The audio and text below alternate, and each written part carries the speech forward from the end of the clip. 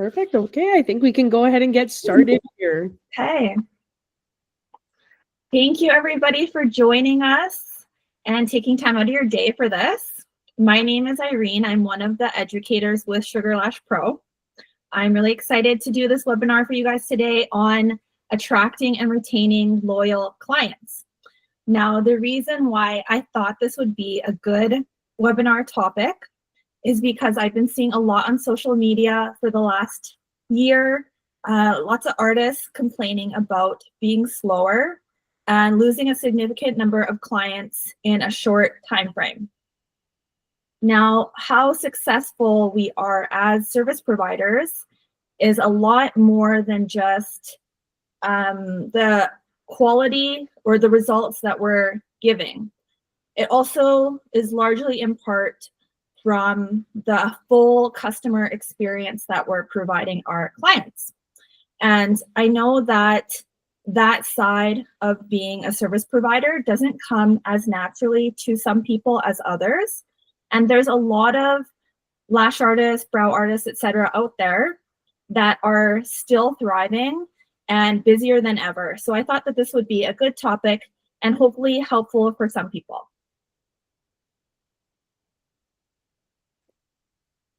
Who am I? Like I said, I'm one of the educators with Sugarlash PRO.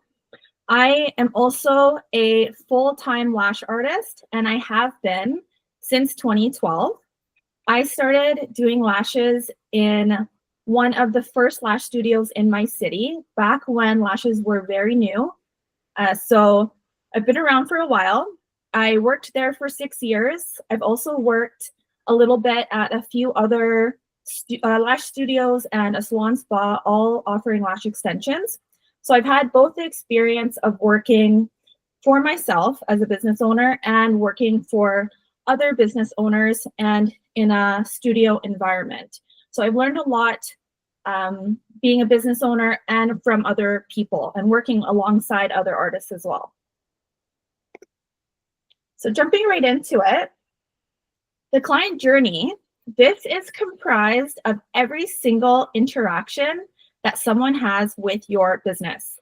So this includes the first time that they're seeing you on social media, the booking process, every DM, text, email, or phone conversation that they have with you, the moment that they walk in the door to the moment that they leave, and then the satisfaction or dissatisfaction once they're out the door that they have from the service that you've given them. The client journey can be broken down into 3 key stages. We have attract, convert, and retain. So in the attracting phase, this is the phase where potential clients are first discovering you, whether that's through an Instagram page, a Facebook page, if they're hearing about you from somebody else. The next one is convert. This is the point where interest turns into action. So this is when a potential client actually makes the effort to book with you. And then lastly, we have retain, which I would say is the most important part of the client journey. It's easy enough to get people to give you a try, but the harder part is to get them to want to stay with you for the long run. So now that you've earned their business, the goal is to keep them coming back and to keep them talking about you. Now let's break down each of these phases. So the first one for attract, your goals here are building visibility, establishing trust, and sparking interest. Strategies for this can include optimizing your social media presence. So for that, having branded, consistent content. Having a cohesive brand aesthetic makes you look more professional and memorable. So this comes down to your logo, the colors that you choose to use, and your tone of voice throughout your content. You want to post high quality before and after photos, reels, behind the scenes content, and client testimonials. Use local hashtags and geotags to be seen by clients that are nearby to you. What is a geotag? That's simply when you're adding a location to your post. So if you're located in New York, you want to include that in your post so that people that live there can easily find you and know about your services. And a really important one is to include important details in your bio. A lot of times I look at people's business Instagram page and they don't include what they do. They're not specific about it, or they don't include their location. So that's going to create a hindrance for clients to book you, because not everyone is going to make the effort to find out where you are. It's not enough for them to look through your photos and like what they see, but to have that extra step of having to reach out to you to find out if you're even nearby them is just adding an extra hindrance for them to actually book. You can utilize Google My Business, SEO, and local platforms. So Google My Business, it's just an account on Google where you have a Google listing for your business. This will help you show up in local searches, and it helps you build credibility if you have glowing reviews. Don't rely simply on Instagram only for people to see you as a service provider, because not everyone uses Instagram, and not everyone considers Instagram as the first way that they're going to search for a service provider.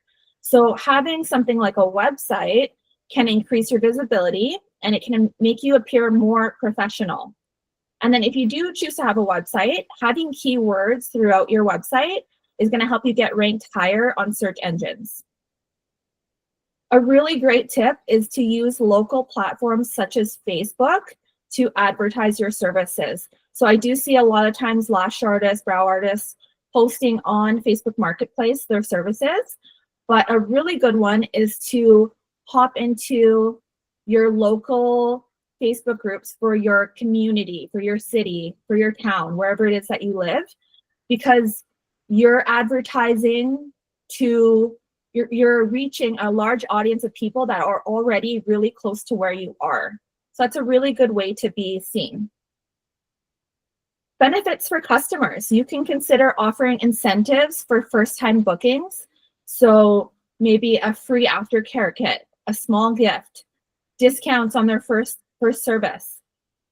With this, I just want to add that you don't want to undervalue your work. So be careful about doing that, because if you don't do incentives in the right way, or you're doing too much of it sometimes, it can also send the wrong message that you are in a state of lack, you're not doing well, you're not busy, and to clients that might come off as questionable. They're wondering why isn't she busy? Maybe she's not good at what she does.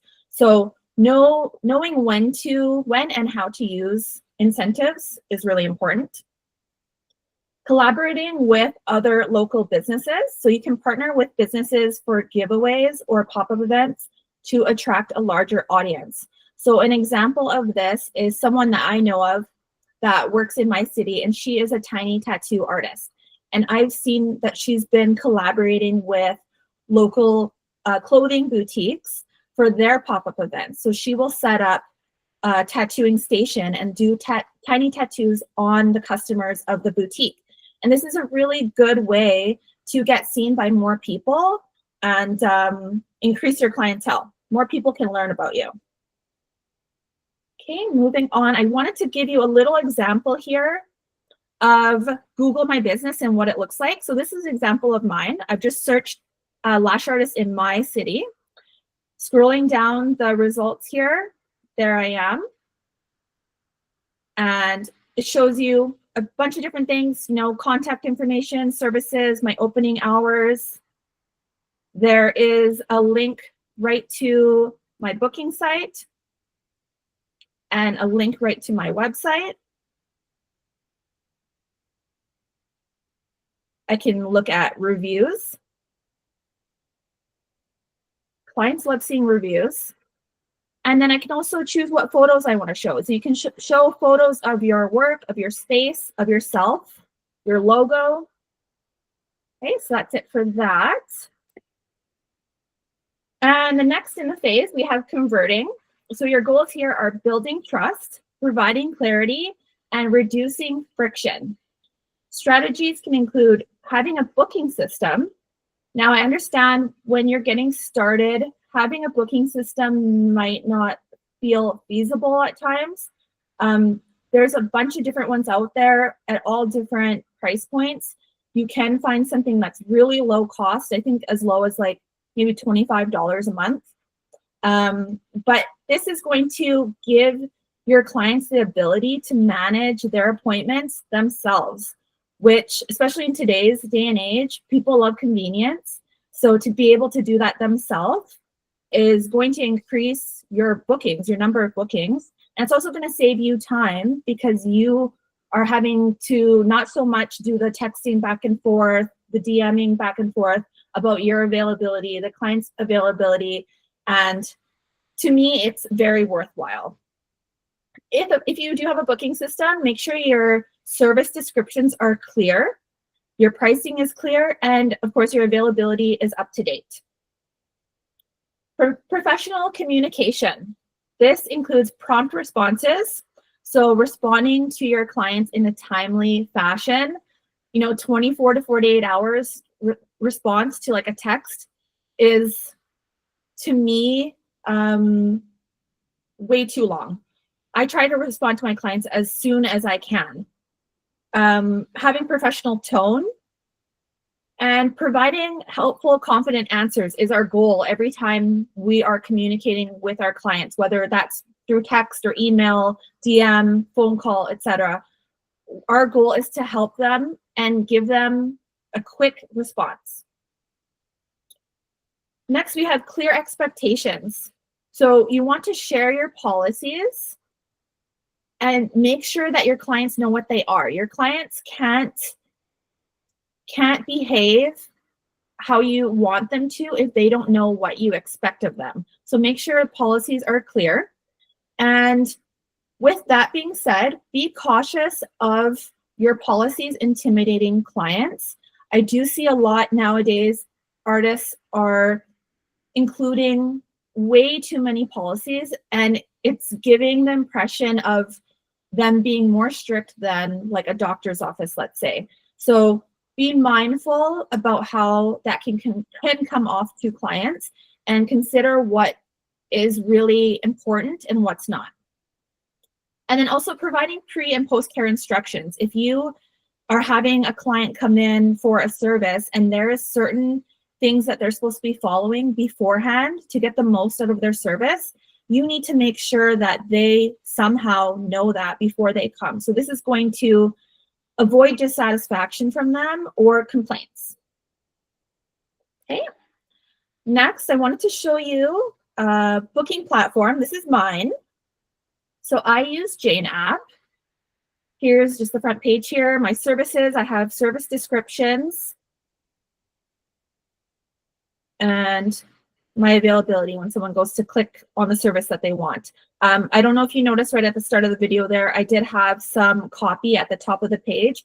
So a lot of booking platforms allow you to, put whatever you want on the page as well. So that's where you can also include some important information like your policies, etc. I did put some examples of booking systems that you can use, just listed on the left there. I have tried a lot of these. A lot of booking platforms will give you the opportunity to trial them out for like a week, maybe a month, depending on the platform. That way you can set up an account, kind of check how things are on the back end and decide if it's a good fit for what you need. Okay, also with booking platforms, you can have your consent forms sent to your clients prior to their appointment. So you can save on doing the paper thing and save you time from them having to fill something out when they actually get to their appointment. You can also keep track of notes. So products that you used on your client, sizes that you used if you're doing lash lifts or lash extensions, styling that you did, any type of notes that you want to keep. And you can also use the platforms for bookkeeping and tax purposes because you're checking out your client's appointments right in the platform. So I can keep track of, how much I've made in the month, how much I've made annually, etc., which I find really handy. Next, we have website platforms. There's a bunch out there. Wix, Squarespace, WordPress are a few of the ones that I know of a little bit more. And this is just a little demo of my website. So I've got my lash extension page. I show how much it costs, cost range. I've got service descriptions, some reviews, frequently asked questions, and then a little portfolio. And I've also got a contact page that clients can contact me through there if they like. And I also have a link to my booking platform straight from my website. A lot of clients I have had in the past have found me through Google, through my Google business link. And because of my website, they chose to book with me. And they're telling me this when they visit me, that they really like my website, or my website seems really professional, etc., over other ones that they looked at. So using something like a website can really help you to attract more clientele. Okay.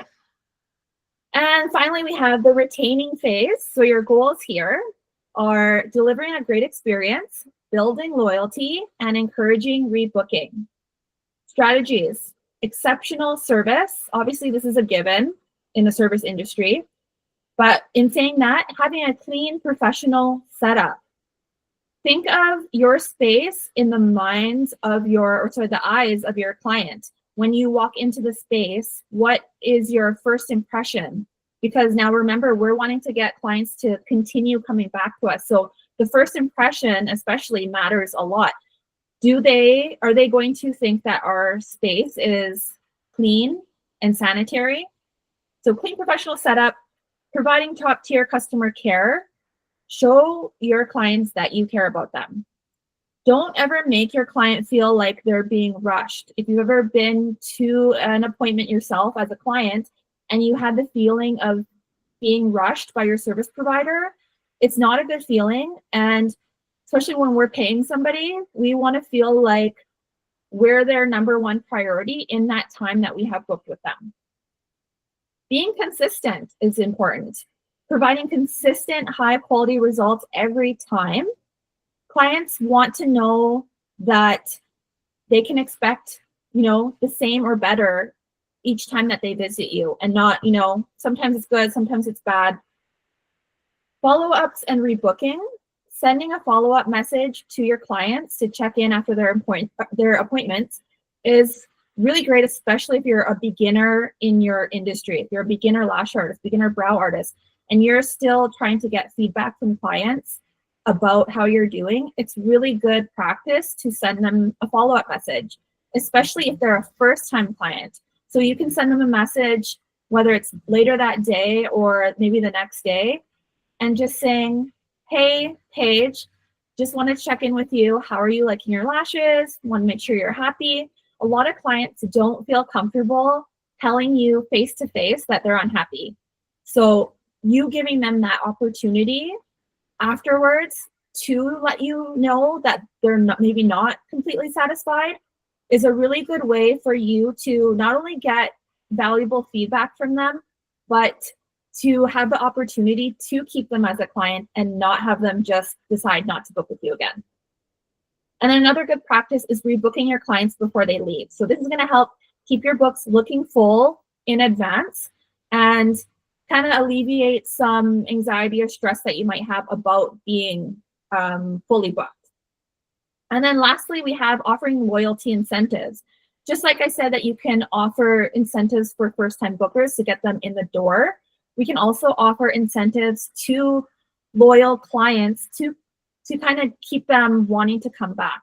So some lash artists might do, after your 5th bill, you get a discount on that 6th one or whatever it may be. Or perhaps you're giving a free service add-on. If you know how to do waxing, maybe you're giving them a free brow wax, a free upper lip wax, whatever you can think of to kind of incentivize them.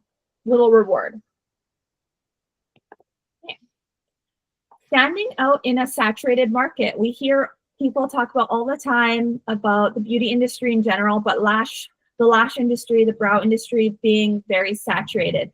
And in some ways this is true, but there are a lot of people doing lashes or brows, but there's not a lot of people that excel in both the results that they give and the customer service that they give.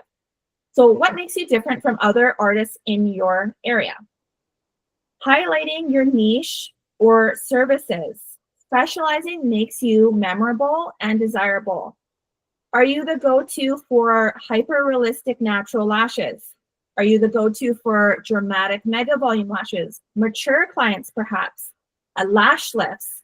You want to make this known. When someone is looking at your website, your Instagram page, it should be obvious to them if you specialize in something. You can reflect your niche in not only your bios, your captions, and your service descriptions, but you can also consider offering signature services. So you can create names for your services that reflect the vibe or technique of what you're offering. And then make sure you're only showcasing in your content on your social media the services that you actually want to book. If you hate doing mega volume, you're not going to be wanting to post mega volume work because that's ideally not the client that you're trying to attract. So it should align with your brand and your skill set. And your content should be directed to your ideal client. Next, we have educating your audience. When you teach, you become the expert, and experts get trusted, remembered, and booked. How can you do this? Focus on creating educational content. So if you're a lash artist, this could be lash care tips, what to expect during appointments, behind the scenes of application. If clients are looking, for a new service provider, a new lash artist, let's say, if they see and are, choosing between 5 lash artists, but you're the one that's educating them, it's very likely that you're going to win their trust. And also, it's important to make sure you're always speaking in client language. Clients don't often know the terminology that we may use in the industries that we work in, the lash industry, brow industry. So make sure you simplify your technical info in a way that they can understand what you're talking about. And lastly, we have building trust. This is really important. In beauty services, trust equals bookings. So make sure you show your personality, let your clients get to know who you are. You want to be consistent online, your tone, your visuals, your presence, it should be steady so you become recognizable and reliable. Try to show real results in real people and post client reviews and before and after transformations. A really good idea too is to show your environment. A welcoming studio, hygienic practices, those are things that are going to increase your potential client's confidence in booking you. I wanted to show you guys a couple examples of beauty service providers that I think are doing Instagram really well. So the first one we have is a woman named Braden Rochelle. She is a permanent makeup artist that I've gotten to know a bit just through Instagram. Now, her niche is catering to alternative women. I don't know if you can see in the small images there, but she is heavily tattooed, very much gives like rock and roll badass.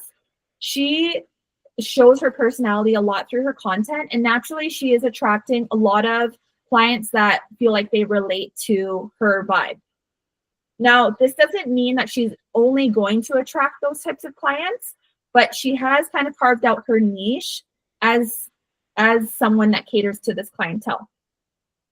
She educates. She doesn't just show off her work, she explains it. A lot of her posts include copy that educates clients. So she's not just sharing the pictures or videos of her work, but every post has some tidbit of information, education for clients to learn more about the service. And this is helping her to look very knowledgeable in what she does and confident. She builds trust. Like I said, she's excellent in showing her personality through her content. She mentions a lot in her posts about being a sterilization processing technician. That is her other job. This is helpful because she's, presenting that she really values having a sterile environment where she's avoiding cross-contamination. And this is an important thing in the permanent makeup world. So she does mention that a lot, and that's helping her build trust with her clients and potential clients. She also shares unfiltered, unedited client results, and she makes this known.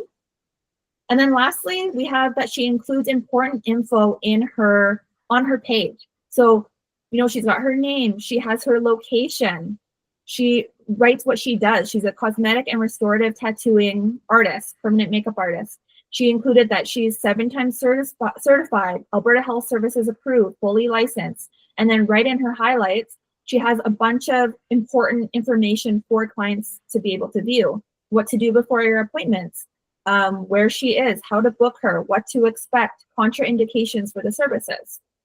And Braden, she's only been active on her Instagram page since March of 2024, and she's organically grown her following to over 2,000 followers in a little over a year, which I think is really impressive. It's very impressive.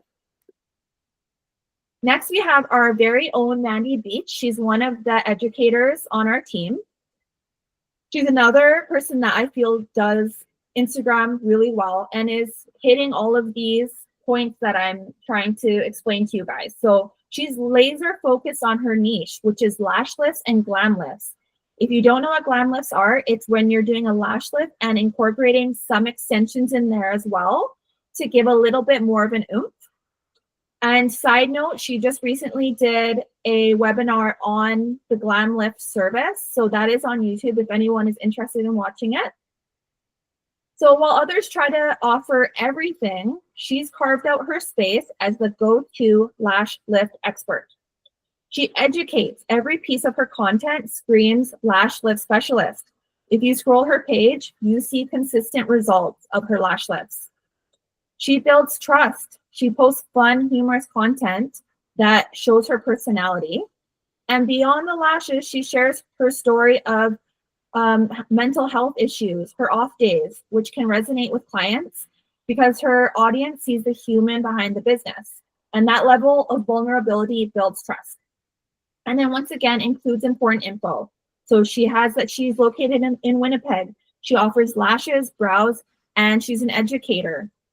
She's got a link to her website, a link to her online booking, a link, I even noticed in her link tree there, she has a link to the Glam Lift webinar. So she's got all this important information right there, easy for clients to see. If they're looking at her for the first time, everything is obvious to them. So now if they're looking through her photos and they like what they see, it's very easy for them to go in and book with her. Okay. Building long-term relationships. How you make clients feel matters just as much as the service, if not more in my eyes. So when I started doing lash extensions, I was not amazing at it right off the bat. As I'm sure anybody knows with learning something new, we're not typically amazing at something initially. But I have clients that have stayed with me from 13 years ago when I started until today. And I don't think what was keeping them around in those earlier days was the results that I was giving them, but more so how I treated them and how personable I was with them. Your clients aren't just booking a service, they're booking an experience. They want to feel comfortable, heard, and safe. That's what's going to keep them coming back. So an important skill that separates a good service provider from a great one is having emotional intelligence. This is your ability to recognize and manage your own emotions and read and respond appropriately to the emotions of others. Like any skill, it can be learned, practiced, and strengthened over time. So in the context of being a service provider, having high emotional intelligence means not taking a client's mood personally, knowing when to talk and when to be quiet, picking up on nonverbal cues like their tone or their body language, staying calm under pressure. You know, if you're running behind with clients or you're ever dealing with a tricky client, being able to stay calm under that pressure. And then being able to adapt your energy to suit the client's needs. So it really comes down to being able to read your clients. And this isn't going to come as easily to some people as others. Firstly, you want to be a good listener. Learn how to be a good listener. Most people love to talk about themselves. I have some clients that talk about themselves the entire time that they're with me, and they don't ask me a single question about me.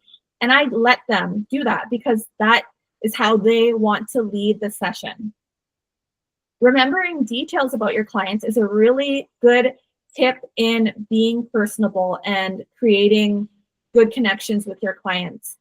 That's one thing I've done really well over the years. I think it's the Scorpio in me, but I genuinely love learning about people, and I like to know all the little details about people's stories. So a lot of times when clients are visiting me, or even, if they're coming for a second time, I'm remembering little details that they've shared with me from before. And so many times clients have said to me that I have a really good memory and that they're surprised that I remember these small details. If you're not someone that's good at recalling this information at the top of your head, this is where keeping notes of your clients is a really good idea, whether that's in your online booking system or perhaps just in like a notepad. Hey, you're writing Paige. Paige is married to Ken. She works as a hairstylist, etc. Her husband does this. And then when she comes to visit me again, I can look and refresh my memory before she shows up. Okay, yeah, I remember now. She's a hairstylist. Sometimes it's hard for us to remember things about people, especially if we've only met them 1 or 2 times and we haven't had that chance to like really build, a connection over a long period with them. So write it down if you need to. Secondly, always show your clients empathy. If your client is venting or expressing something emotional, simple validation goes a long way. My best advice to you is to let your client lead the session. If they're quiet, don't pressure them to talk. If they seem stressed, don't overpower them with you having high energy. And if you're unable to read them, just ask, how are you feeling today? What kind of session do you want to have today? Do you feel like chatting with me? Are you tired? Do you want me to let you nap? Offer memorable experiences. Giving your clients a warm welcome is really important. You should act excited to see them when they're walking through your door. Couple personal experiences I have to share with you of me being a client. A couple years ago was looking to get my lashes done, and I went to a lash artist for the first time. And when she opened the door, she did not greet me. She didn't say hello to me. She pointed and told me what room to go to, and had me go there by myself without her, and then wait for her in the room until she came. Not only that, but she did talk on the phone the entire session with her phone on speaker next to my head. So that was a little surprising to me that, someone who appeared to be successful and busy based on their Instagram was giving that type of customer experience. And then another time I had gone to a new nail artist, and same thing, when I showed up, she didn't greet me and basically didn't say a word to me the entire time that I was there, beyond asking me what I wanted for my nails and doing the checkout process. So, I would say I'm a pretty easygoing person that if I really liked the result, maybe I would put up with it and continue going. But if this is the type of experience that you're giving a client, the results are fine, but the experience is lacking, what are the chances that at some point they're going to wonder if the grass is greener on the other side? Or maybe a friend says to them, hey, you should try my lash artist. She's amazing. How easy is it for them to say, yeah, maybe I will try her, versus being like, no, I love my lash girl. I love my brow girl. I don't want to switch, right? So the customer experience is really important, just as much as the results that we give. Consider adding little touches to their experience or your space.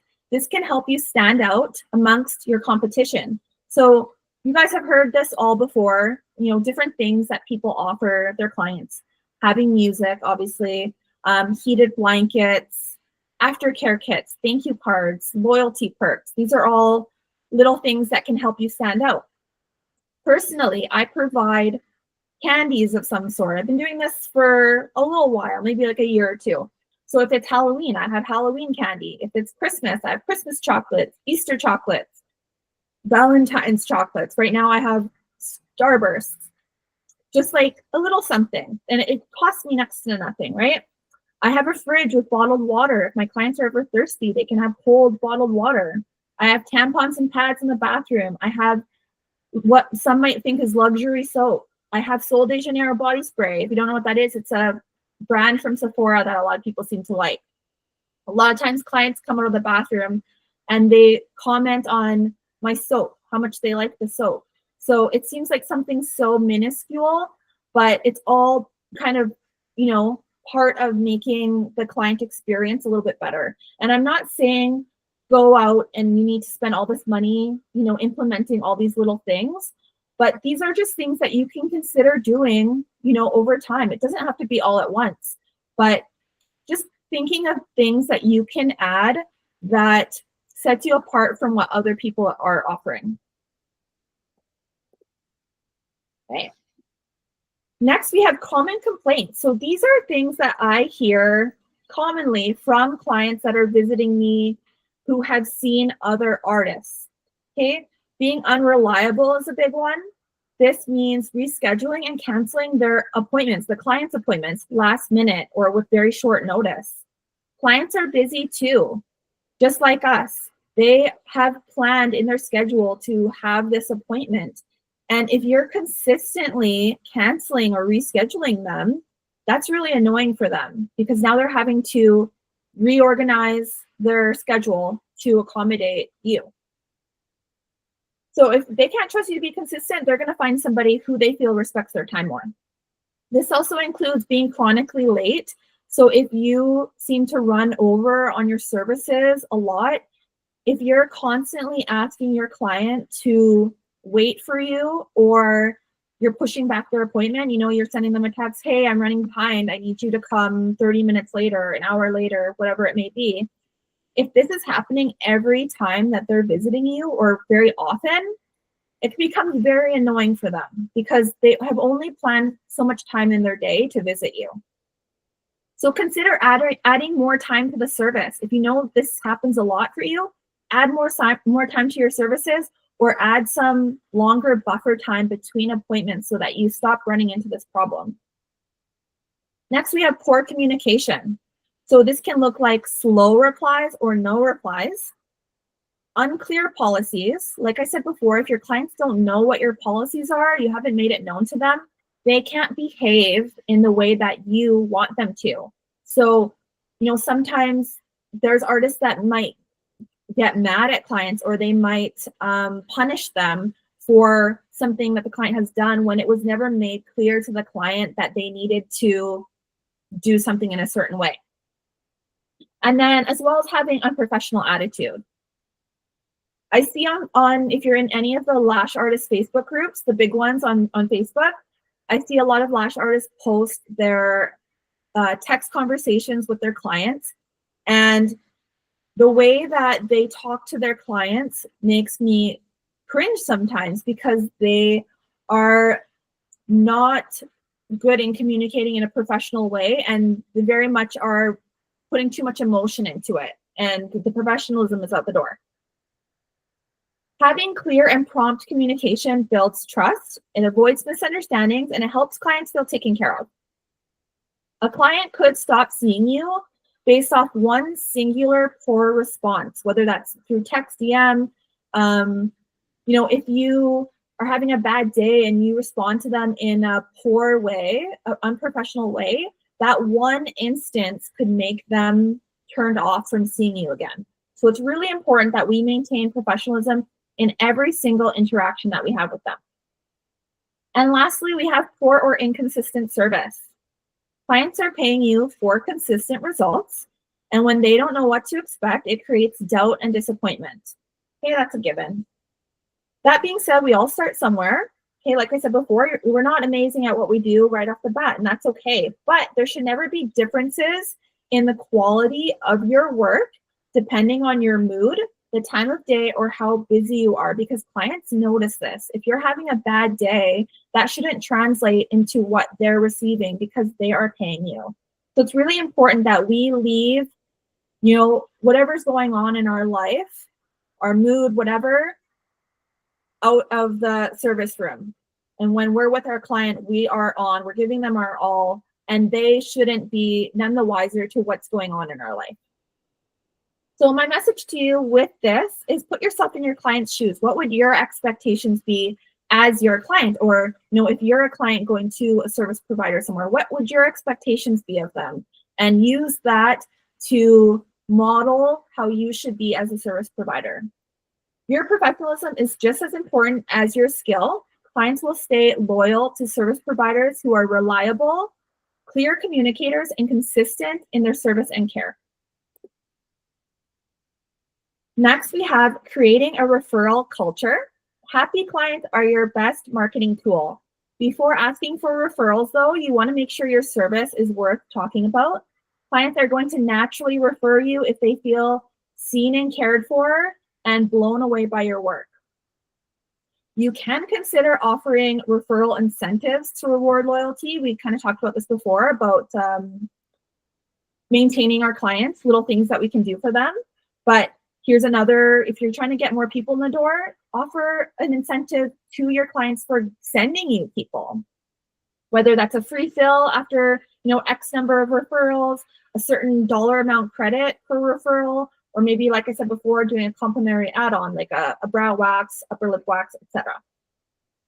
And then you can also just plant the seed. Simply mentioning that you're looking for new clients is also a great way to get referrals. It doesn't always have to be incentivized. You would just say something along the lines of, by the way, I'm taking on a few more clients right now if you happen to know anyone. So it can open up the door to future referrals, even if they don't know of somebody right away, they're going to remember that you mentioned it to them. Handling cancellations and no-shows.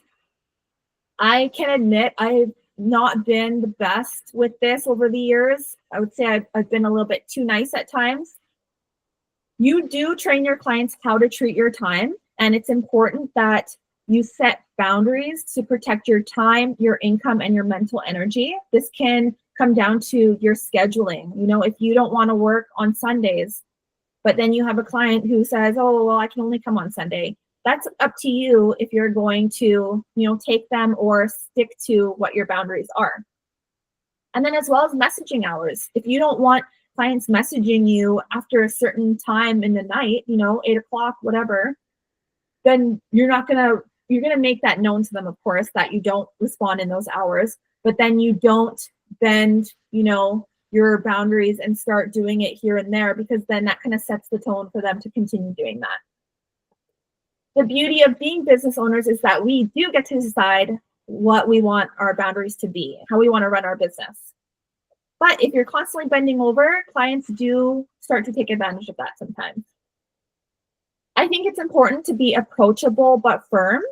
Clients will respect your boundaries more when they're delivered in a calm, clear, and non-emotional way.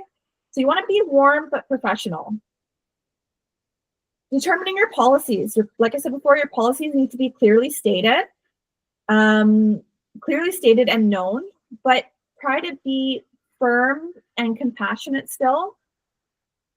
Use your judgment when handling cancellations and no-shows. So you need to learn when to be firm and when to be forgiving. I think this is a really tough thing in the service industry, is handling cancellations and no-shows. And we run into the issue of, not wanting to piss people off, but also not wanting to lose out on our time and our money. So finding a good balance between the two is really important, but not every situation is black and white. If I have a first-time offender, someone that's canceling, rescheduling last minute for the first time, I'm going to offer them some grace, but then I'll remind them of my policy. I only accept late cancels before 24 hours, or else I have to charge a fee, etc. Now, if you have a repeat offender, someone that's continuously late canceling, late rescheduling, no showing, then that's when you want to be more firm with your consequences. If someone has an emergency situation, sometimes it's hard for us to know is it really an emergency situation? Are they making this up? I feel like I'm pretty good at reading people, and I can tell when clients are lying to me. If, I have a really good clientele, and I really respect clients that are honest with me, even if they're like, I'm really hungover today and I don't feel well. Would you hate me if I canceled? I respect that they're being honest and not making up some complex lie just to get out of having to come. But use empathy. And then, like I said, if it becomes a pattern, so learning to recognize patterns, that's when you're starting to be a little bit more firm with the consequences. So if I have a longtime client who historically has been a great client, I'm going to show them a little more leniency when dealing with late cancellations and rescheduling, because you have to think about the value that you get from that client. For example, I have a client, this is the first person that comes up at the top of my head, and she's an amazing client. She's been with me for 13 years. And there have been, a handful of times where she has had to cancel last minute. Maybe she forgot about her appointment, etc. She tips me exceptionally well. So in my mind, she's kind of already paying a fee towards me, for me to kind of give her this leniency. And it's so much more worthwhile for me to show her grace in these situations because I want to keep her coming back. So knowing when to be firm and when to be forgiving is really important. Now for some final thoughts. My overall message is to try to nail the customer experience, how you treat your clients, how you make them feel. This should be at the forefront of your mind. Continue evolving, don't stay stagnant. So continuing educating yourself, improving your skills, finding ways to update your space over time, and elevating your customer experience. And lastly, you can check in with your clients. If you're more comfortable with it, ask a client that has been with you for a long time, that you have a good relationship with. Hey, what do you think that I could do better or differently? What kinds of things could I add to your overall experience that you would really enjoy? Your clients are going to give you the best feedback. Hey, that is it for attracting and retaining loyal clients. I hope that this has been somewhat helpful for any of you. I have included my Instagram handle there, Face Forward Beauty, if you want to connect with me. If you're not already, Sugarlash Pro, make sure you're following us on Instagram. We share educational content all the time. We are doing monthly webinars. So our next one is on June 23rd at 11 a.m. Mountain Standard Time. Make sure to convert it if you're in a different time zone. That is going to be with our educator, Katie, on the topic of avoiding the top 10 common lash pitfalls. And then, like we said before, this is going to be on YouTube from today. And all of our webinars are on YouTube. So you can watch them if you're not able to join, our next one or any other upcoming ones. They'll be added to YouTube as well. And then I did include my email. If you're not comfortable asking your question here, you can send me an email to ask me, or perhaps if you think of something later.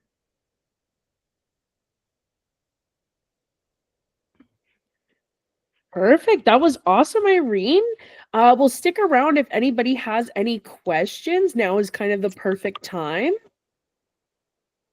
You can pop them in the chat, or I believe you can take yourself off mute and ask them if you have anything that you want to even just add or share or discuss, anything you want.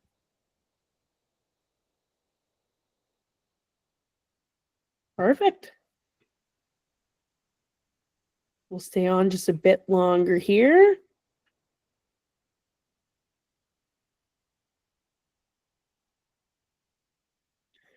Thank you for joining us, Trish. Perfect. Okay, well, if that's everything, I think we're good to wrap up here. Thank you so much, Irene. That was awesome. Thanks, guys.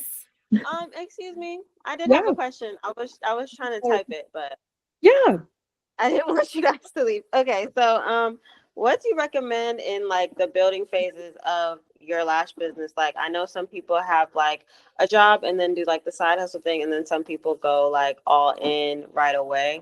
But like, what do you recommend in terms of actually being able to build that overall experience for your client? Because sometimes maybe you go all in and then you don't really have like, I guess, the funding to give that ambiance that you want for your clients. Or sometimes you work the job and now you don't really have the time or energy to put in as much to your clients. So that's just my question.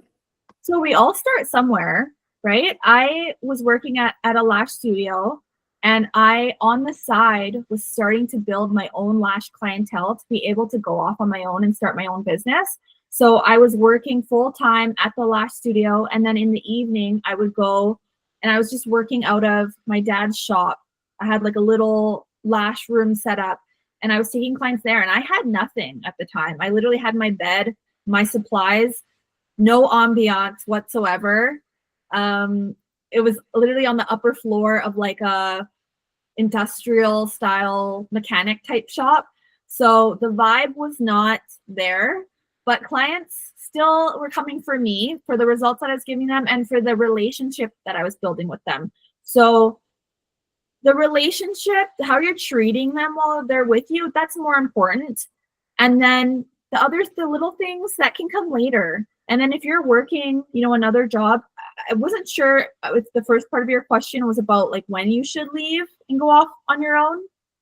But I would say make sure you're really comfortable with the income that you're getting from your side hustle before you leave that full time. Because I do see a lot of people kind of prematurely go off and try to be a solopreneur and they lose momentum when the bookings aren't coming in. So I made sure that it probably took me 3 years of working side hustle. So I was doing like 14-hour days of lashing, building my clients on the side until I got to a point of, okay, I know that I'm going to make X amount of money from my own clients that I can feel comfortable to leave my full-time job. I hope that answers your question. It did. Thank you so much. Sorry, I was on mute. But yeah, that was a really great question. Perfect. Well, I think that's everything for today. So thank you guys so much for joining. That was awesome, Irene. Thank you. And yes, you can DM me or email me if you think of anything later. I would love to help you guys if I can.